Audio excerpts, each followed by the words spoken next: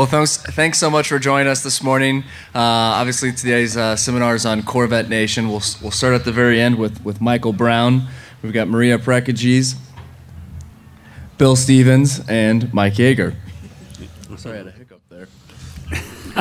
So our format this morning will be I'll ask a few questions, and then we'll open it up to you guys, and we'll see where that takes us. So Corvette Nation started a little over a year ago. Season 1's already wrapped up, and we're on the progress of starting Season 2. For those of you who have not seen it, it is a great show documenting the Corvette lifestyle, from racing to events like this to collections to people. It's really the formation of how the Corvette hobby exists. So we'll kind of start off asking, a lot of us have seen Season 1. What's in store for Season 2? And that's anybody. Well, that's cutting it right to the chase. Next question. Thanks. Well, I can answer that, I guess, to some degree. One of the great things about Corvette Nation is that you never really run out of stories. There's always another story, new content, new events, new people. I often make the comment that I am the founder, I guess, of the series. A year and a half ago, I called Howard Lipkint, the executive producer, and I said, you know, there's never been a television series that chronicles the Corvette.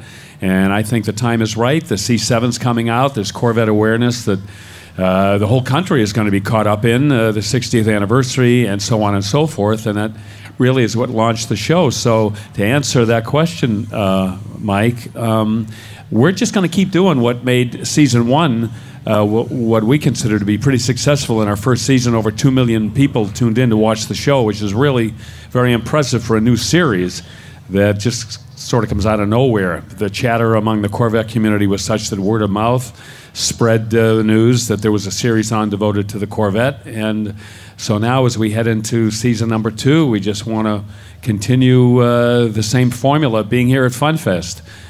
This is an event that is a must-go for any Corvette owner, so we want to be here. We just were at Corvettes at Carlisle. We're at Bowling Green at the Corvette Museum a couple of weeks ago, and Lone Star, Michael Brown's stomping ground, we were down there also this past summer. So if you like Season 1, you're probably going to like Season 2, maybe even more. Well, I remember last year, at some point during Funfest, we all had to rush home, get to the DVR, and watch episode 1 of Season 1. Talk about the time change this year, because I will not be rushing home this evening to watch it. Well, go ahead, Michael. Sorry. I was just going to say the show, hopefully you've heard, but if not, you'll hear it now. Season 2 premieres Saturday morning. The show's going to be weekly, 13 weeks on Saturday mornings, starting Saturday, October 4th, 10 a.m. Eastern, 9 a.m. Central. So if you're up with the kids or grandkids and they're wanting to watch cartoons, you may want to set your DVR. But that's when we'll be on. And, of course, it doesn't really matter now that we all have DVRs. When it's on, the main thing is that it's on. And as Bill said, we're going to continue and hopefully build on the successes of last year and react to the input that we received from many of you. The Corvette world is a Corvette lifestyle. And we're not going to run out of stories. So we look forward to hopefully continuing to bring you the kind of things about the car we all love, the brand that we all love, in the best way possible. And we welcome your input and your suggestions and your tips. So please feel free at any time. But again, October 4th, starts Season 2, and we hope you'll tune in. I just want to quickly say, for the wives in the audience, we have a firm commitment from the network that they will not put the show on opposite Downton Abbey. So you don't have to worry about that. My wife may even watch then. What the heck? Speaking of your input, as Michael said, we, of course, have things we want to do and film. But we're serious about when we're out and about, come up to us. We have a huge following on Facebook and Twitter. Facebook is Corvette Nation TV. If you haven't liked us yet, please do. That's where you'll get all the updates. And you can message us there, friend us, and give us any suggestions if there's a great event, a great story. You know, someone behind this car that we all love. You know, tell us. We don't put them by the wayside. We cherish your input and usually do use it. So please do. Perfect. So obviously going into Corvette Nation, I think you guys had a pretty good idea of what was going to happen. You go to a Corvette show, you meet some Corvette people, you put it on camera. But what's been the biggest surprise that you guys have had since you've started this series? I'm surprised that there hasn't been a show about Corvettes before now. Yeah. I think Bill and Howard had a great idea, but it's an idea that was long overdue. When you look at the numbers of the people involved in the Corvette world, why not? I mean, there's something out there for everybody. I was watching the Weather Channel the other day, and they were running back-to-back episodes of Fat Men in the Woods. So there's a show out there for everybody, but I think we can rise above that level of programming, and hopefully we have with Corvette Nation. Yeah, I was watching MTV's Dating Naked the other day. Oh yeah, which we will not be on either of those shows. No. Here's hoping. Just saying. You know what I think the best thing of season 1? What's that? Well, we have 2 talents here, and then they brought in the third. I think adding Michael Brown to it to bring in, we have Beauty, thank you, but Beast. I was waiting for that. How did you know my hand was over the top here? You just knew that. It's a gut feeling. Beauty and the Beast, and then we brought in Michael. But I think the dynamics of the energy of year 2 balanced with the stability and the voice and Michael's knowledge and background in Corvette, I think it added a balance. I think it really did. Thank you. Mike, the check is in the mail. Thank you. So stability versus instability, is that basically what you're getting at? Beauty Michael? and the Beast, that's what I said. Okay. The thing that I think surprised me the most was that Maria can talk to anybody, anywhere, and About in 30 anything. seconds, they're best friends. And since we got here this morning, people have been, hey, Maria, good to see you. And poor Maria, she meets so many people. She's thinking, oh, geez, what's their name? Oh, my God, I don't remember. But in 30 seconds, she's talking to them like they've known each other for years. That's, that impresses me quite a bit. well, you're sweet, and not that it's surprising, but it's the friendships we all have made with all of you, which is amazing, and I cherish that just as much as doing the show, if not more. Michael, one of my favorites portions of the series is when you sit down with all the individual collectors and kind of talk about their collections and why they have their collections. What do you think the biggest similarity is as you go from garage to garage and the people that own the cars, that cherish the cars? What's the similarities you see there? Well, it's a great question, Michael, and the similarity is the passion that we all share for the Corvette brand. I've told some of you before, but I have a small collection of Corvettes in Texas in kind of a tricked-out, fun garage that has its own website, hookedonvets.com. Pardon the plug. But who's counting, right? It's not. Yeah, right. Ka-ching, ka-ching. Thank you very much. It's on our home property, so it's not open to the public. But I welcome Corvette clubs, and over the years, they've come, and several years ago I started thinking, well, they seem to enjoy looking at my collection, and I love looking at other collections, and I know there's a lot of them out there that no one knows about. So I'm an independent film producer myself. That's my business. So I started taking my crew when I could around the country and filming and producing segments on some of these collections, thinking it might be a possible TV show sometime. So I had banked a number of these, but then got distracted. And then along comes Bill and Howard and Maria with the idea for this show.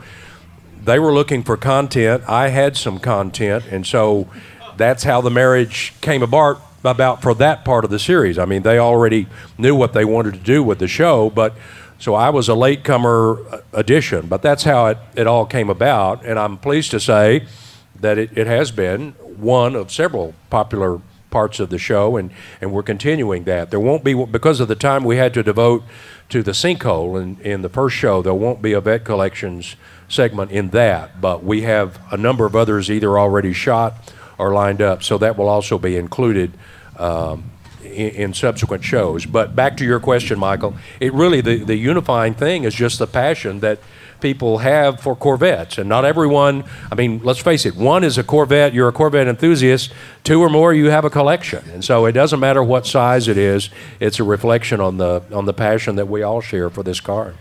And I would be remiss if I did not mention that Corvette Nation probably would never have happened had it not been for the gentleman sitting to my left and his son over here, because they were the first people we approached for sponsorship for our series last year, a year and a half ago, and they have been just great sponsors and supporters ever since. So I wanted to mention that.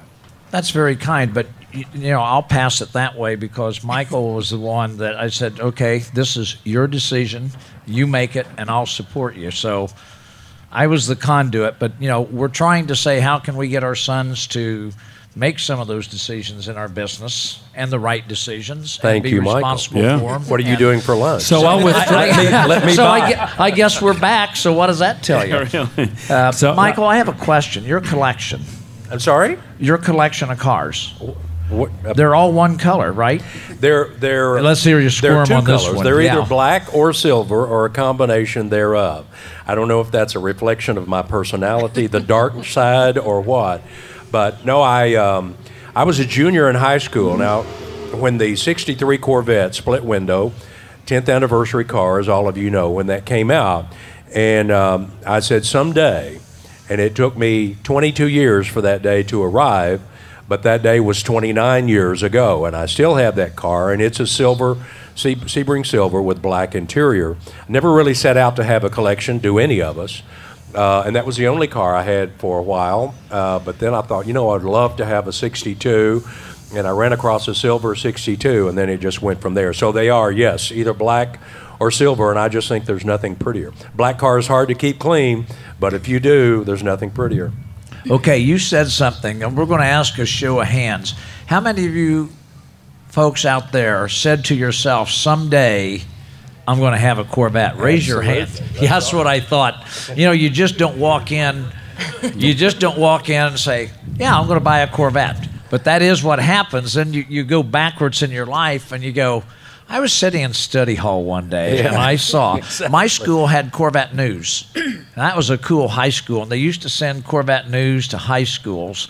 And all of us car guys, when Corvette News hit the library, the word of that spread around the crowd real quick. Mm-hmm. And you go, me being Mr. Studious, it would always be, I need to go to the library today because Corvette News was there. So we were all imprinted at some point, and then there's a trigger point that makes us buy that Corvette. So, Michael's, someday, I hear that so often. Yeah.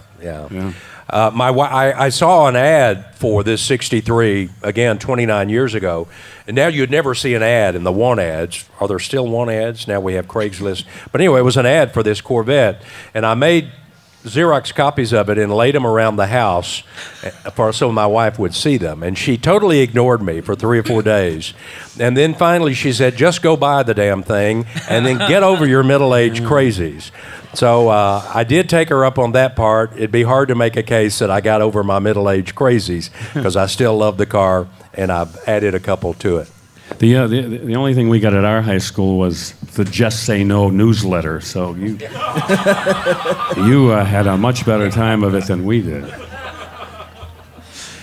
This was a question originally for Howard, but with Howard's absence, we'll see how well you can do. I know when we shot our first commercial, I think the next day I had an email out to Howard. Howard, is the commercial ready? He's like, hey, we've got to edit, we've got to do everything. So with that being said, how long does it take to edit an episode? You know what? It depends on the episode sometimes, and that's a good question actually, because one of the things that we do when we're field producing Corvette Nation is we try to shoot as much content as we can at the different events that we go to, because then what we have is a selection of features that we've shot at Corvettes at Carlisle, Corvette Museum, Funfest, Lone Star event, wherever we happen to go, and then Howard and the editing team, they all sit down and they'll take a look at all the different features and segments that we've shot and kind of mix and match and piece the shows together. So the actual time required to edit a show, once you have all of the elements isolated, probably is anywhere, I would say 30 to 40 hours pretty much a week's time. Graphics have to be added, the audio has to be mixed, there's a lot of technical stuff. But I would say we're looking at least 5 days to a week to edit one show once you know what's going into it. And one thing, and I'll try not to bore you with the technicalities, but we all know, even with our home video cameras, years ago everything was videotape. So you shot videotape, and then you physically had to put these in a machine and edit it. Now we shoot footage all over the country and we upload it. I mean, in this instance, one of our editors is in Florida, Howard is in Nevada, I'm in Texas, Maria's out west, Bill's in the Northeast. But all of this can be done and facilitated so much. Still a lot of work, still a lot of preparation has to be done. But we tend to take for granted the ability that we have now, the internet, and it's revolutionized what we do. Right now, our editor is in Florida editing one of the episodes for the upcoming season as we sit here. Well, perfect.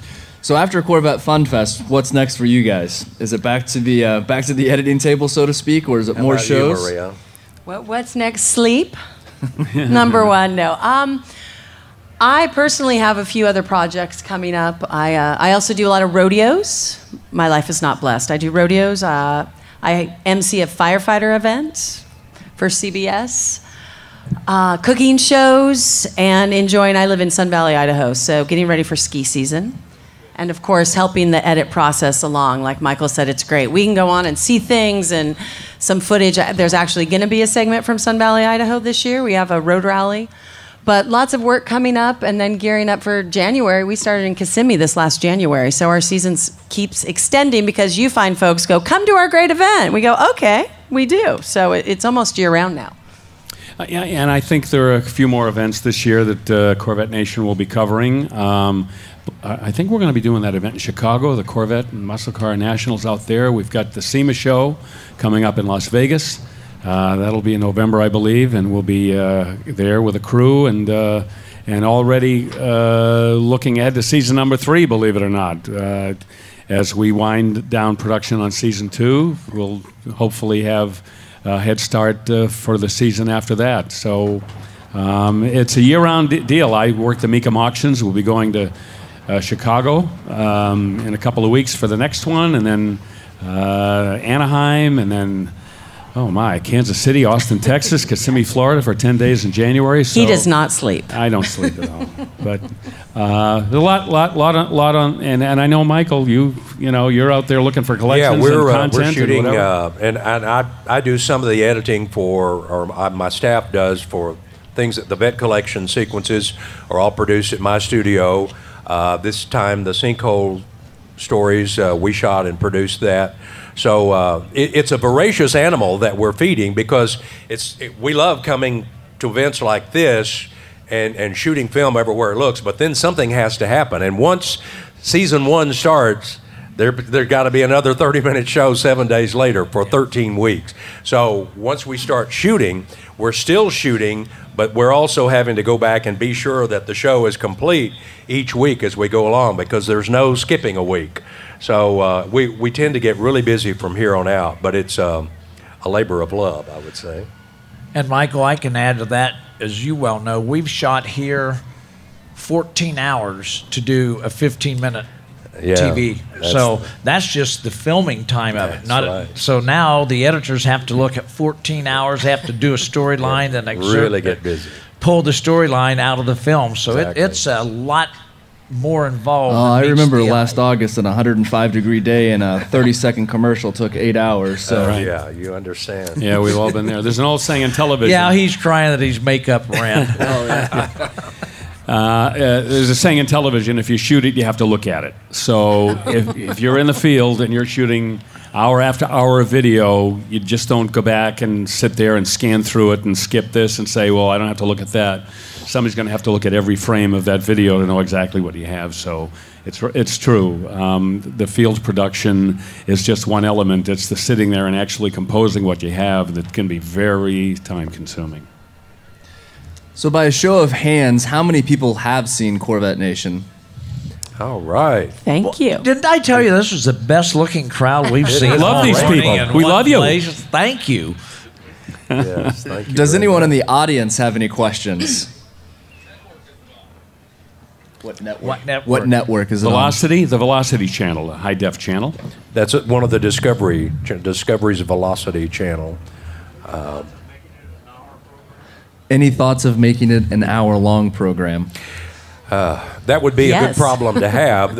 We've certainly had thoughts, and I talked to two of the top guys in New York last year, and they said, you know, with any new show, you never know if it's going to develop an audience. You don't expect much the first year, and they were pleased. They said, Corvette Nation is actually drawing more than we thought it would, and we would love to see an hour program, maybe Corvette Nation, and then a specific show about some other facet of the Corvette world, and we'd love to see that happen.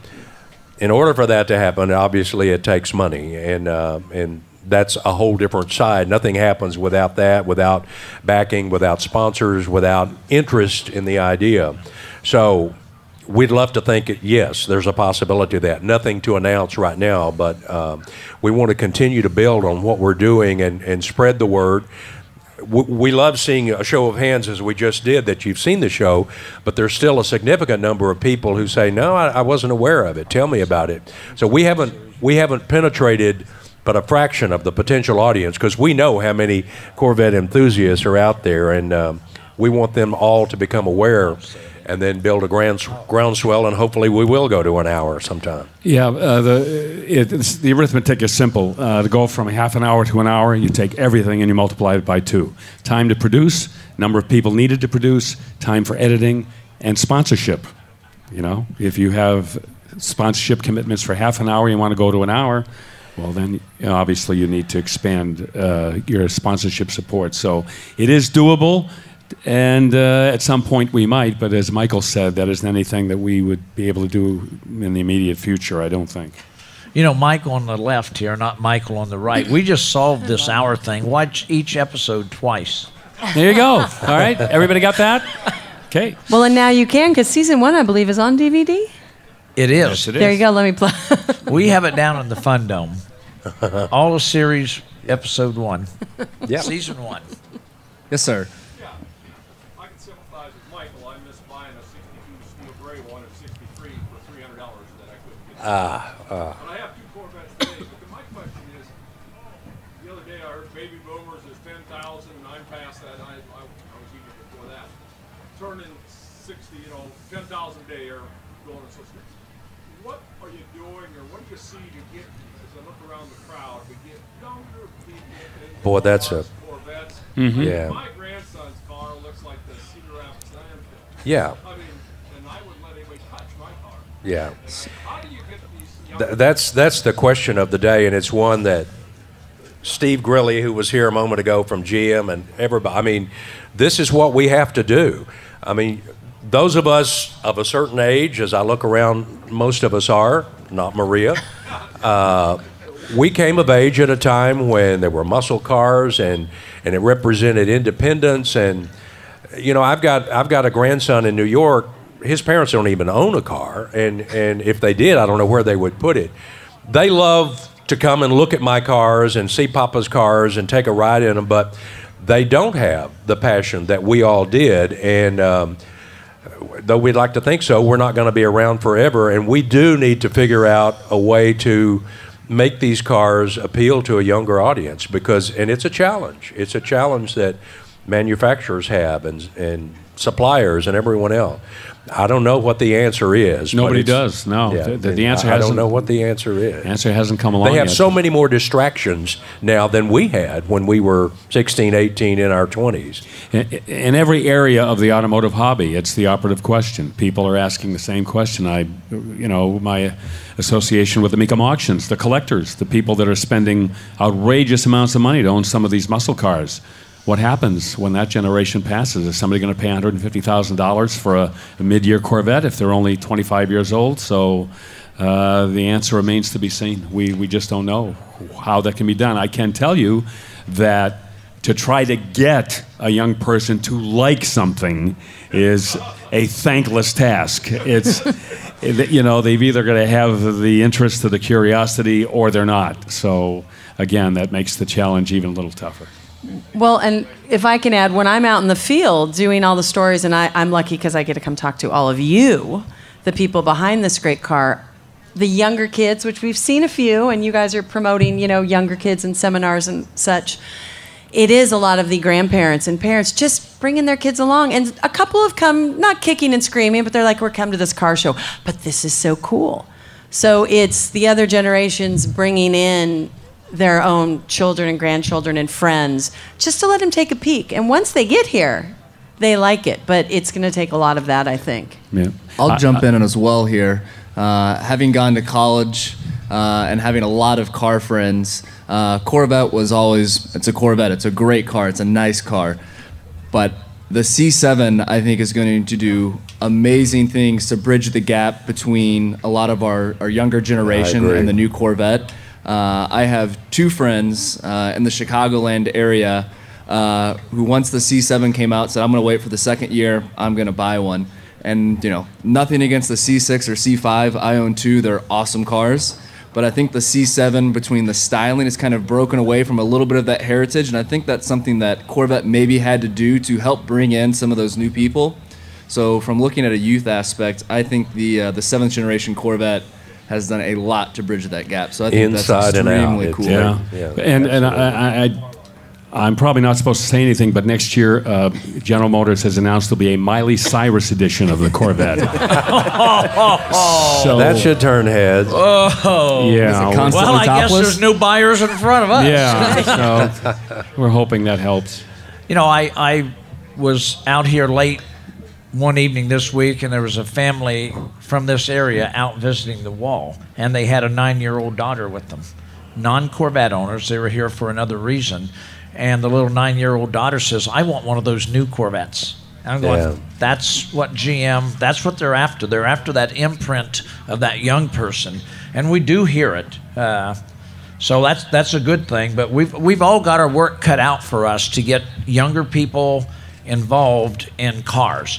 In our Volkswagen business, there's a lot of young people there. And you know, I think that's good, because I believe that we get kids hooked on cars, and then as time goes by, they'll pick the right brand. So we do see youth at the Volkswagen side that we don't see quite that age bracket at Corvette. But that's an entry cost proposition. Yeah. But they are out there. The young car enthusiasts are out there. They're just not out there in as great a number as we were. Thank you. I don't want to get too far off topic, Mike, but people might be interested to know, what was your inspiration for Corvette Funfest when you did the first one? To thank our customers. You know, I say, Michael, I'm the most fortunate person that's ever been on the face of the earth. And I was going to bring out the original note, and it hangs in my office, and I look at it every day. It's a note about 4 inches by 6 inches, February 24th, 1974, $500. Wow. And I look at that every day, and it's a very humbling thought that, you know, in this great country, if you have that desire, the perseverance, and the belief in yourself, that you can borrow $500 and do this. And quite honestly, 21 years ago, we used to do everything for free: food, water, and we look at it today that, you know, if you go to the concert here, we sell concert tickets. That's another business we're in. The concert tickets are $35 for the show. We charge $25 for 4 days to be here. Wow. And, you know, it's $8 a day. And if you bring 2 people, it's $4 a day. That's pretty cheap entertainment. But, you know, I started this because I love to be around Corvette people. I love to hear their stories. This morning, I start every morning out on the front row and greeting customers that come in. And those of you that I had the opportunity to greet this morning, I stopped you and said, you know, you have to put on the right uniform today. And that, yeah, you're doing it. The right uniform is a smile. This is the best crowd of people to be around. The most caring people, fun people, in love with their car. Just pretty awesome. It is. You get me on that bandstand, I'll be here all day, Michael. You know, I just got a text. Somebody said, "Hey, Mike, have you got my 500?" I mean, was that signed by Michael Brown? Yeah, what's going on here? Oh, perfect. Well, any remaining questions from our audience? Yes, sir. Yeah, I watch a lot of Beacon auctions, and I fast forward so I can get your descriptions of the vets that go across there. They're great, by the way. But are you thinking about doing any kind of segment on all those vets you see that come through the auction like that? You know, that's not a bad idea. We haven't done anything like that yet, but we just had 100 Corvettes cross, I believe, in Dallas. And a couple of big money cars too, L88. Well, we've had L88s all year actually, but that would I think that would be a good feature. Just to do a little a recap of some of the Corvettes that we've seen come across. And the only problem would be getting the footage from NBC to put on Velocity. There could be a little bit of a snag there, but that's a good idea. Thanks. Well, Michael, Maria, Bill, Mike, thank you so much for joining us this afternoon. Thank you guys for coming. Enjoy your afternoon, and if you find Corvette Nation on the ground, be sure to stop them and thank them. Thank you so much. And a sincere thank you for being. Thank you. Saturday, October 4th, 10 a.m. Eastern.